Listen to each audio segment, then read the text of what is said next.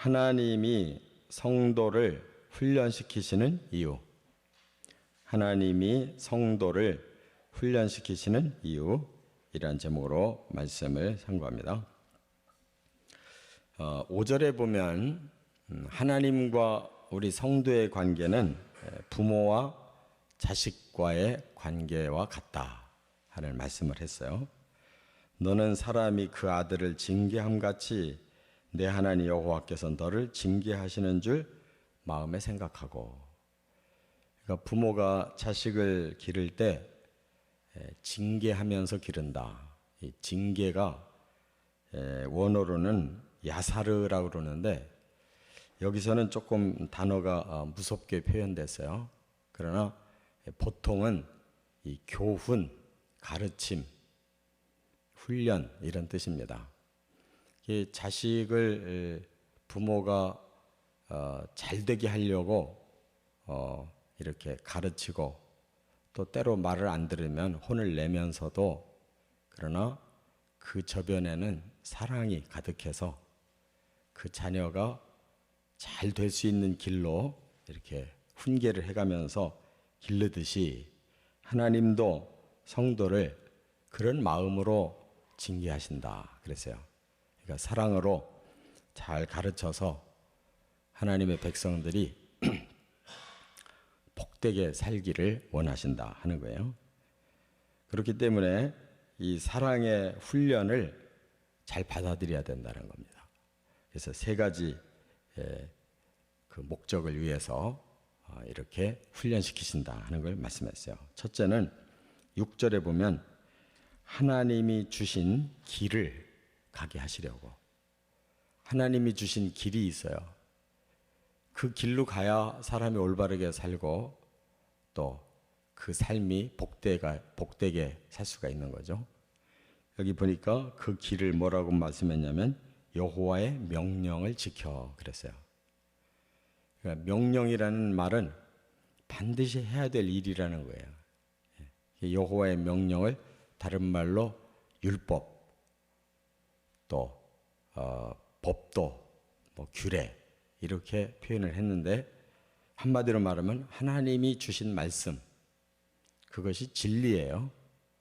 진리라고 하는 길로 가야 사람은 가장 올바르게 살 수가 있고 그래야만 그 결과가 좋다 그 말이죠. 그래서 진리를 순종하고 하나님을 경외하는 그 길을 가면 그야말로 하나님이 사람을 지으신 목적대로 최상의 길을 가는 것이다. 우리도 길을 가다가 자꾸 옆으로 비껴나게 되면 사고 나고 또 올바른 길로 가지 않고 다른 길로 가면 빙빙 돌고 또 엉뚱한 곳으로 또 가게 될 수가 있잖아요. 그러니까 하나님은 우리 사람을 이 땅에 보내실 때 이미 길을 가르쳐 주셨어요. 그래서 우리가 하나님이 주신 길로만 가야지 자꾸 벗어나면 결국 인생이 헛바퀴를 도는 겁니다. 그래서 이 창세기부터 계시록까지의 이 말씀은 우리를 어디로 인도하냐면 하나님 계신 나라, 천국 길로 인도하고 계시는 거예요. 우리가 하나님을 잘 경외하고 말씀을 깨닫는 대로 계속 순종해 나가면 그 도달되는 곳은 하나님의 나라예요. 두 번째, 7절부터 9절에 보면 하나님이 주시는 아름다운 땅에 이르게 하시려고 그랬어요. 여기 7절에 내 하나님 여호와께서 너를 아름다운 땅에 이르게 하시나니 그랬는데 여기가 가나안 땅이었어요. 그 가나안 땅을 이렇게 복된 땅이라고 지금 표현을 했는데 골짜기든지 산지든지 시내와 분천과 샘이 흐른다. 그러니까 이 물이 있는 곳이 복된 땅이죠. 이 생명의 물. 이건 천국을 예표하는 건데 천국도 요한계시록 21장 22장에 보면 천국을 이렇게 보여주셨는데 바로 하나님의 보좌에서 한 가운데로 생명의 강이 흐른다 그랬어요. 그러니까 이 물이라고 하는 것은 모든 자연 만물의 근원이에요. 여기서 생명력이 나와서 모든 생명이 충만해지는 거죠. 또 밀과 보리의 소산지요 포도와 무화과와 석류와 감람노와 꿀의 소산지라. 이 과일이 그 모든 생산물에 사람들에게 가장 최후에 주어지는 열매잖아요.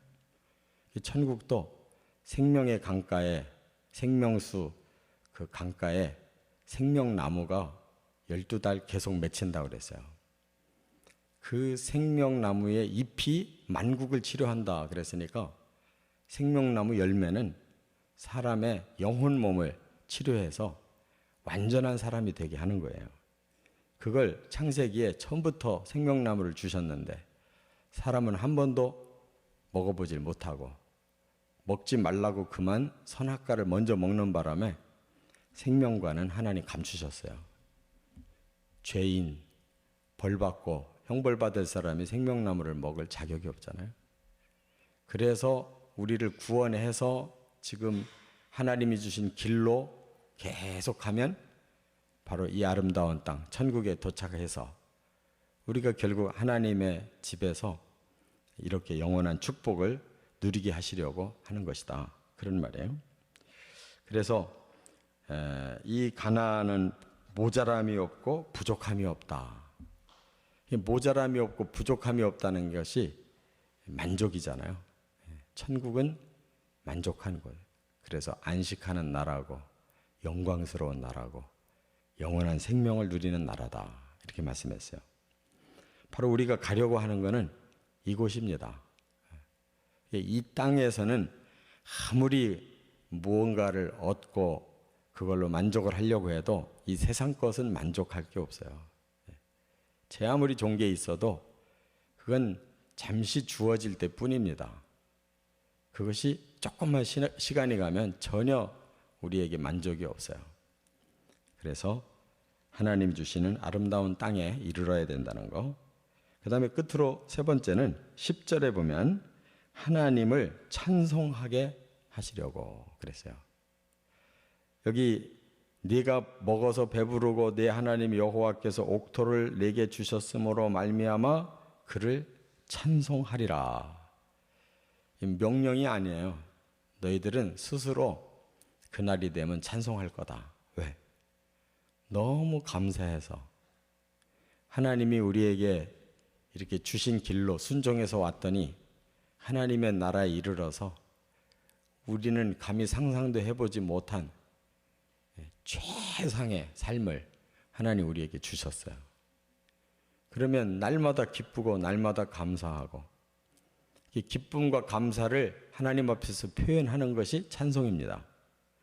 그래서 우리가 예수 믿고 나서 제일 먼저 우리 자신이 그동안 세상에서 살던 그 불안한 심령이 사라지고 평안하고 그 슬프고 복잡했던 마음이 다 사라지고 기쁨이 솟아나면 막 저절로 찬송 부르잖아요. 누가 뭐라고 안 해도 혼자 흥얼거리면서 하나님 찬양해요. 그러한 삶이 최종의 목표예요. 하나님은 그 모습이 하나님 보실 때 가장 행복하신 모습이에요. 당신의 백성들이 기쁘고 감사해서 찬송하는 소리 듣는 것이 하나님의 가장 큰 기쁨이에요. 그래서 사람을 창조하신 겁니다. 하나님과의 그런 사랑의 교제를 목적으로 창조하셨어요. 이것이 거저되는 게 아니기 때문에 훈련이 돼야 되기 때문에 자녀들 그냥 사랑한다고 모든 거 네 맘대로 다 하라고 내버려두면 악한 본성이 강해져 가지고 자식들을 버려요.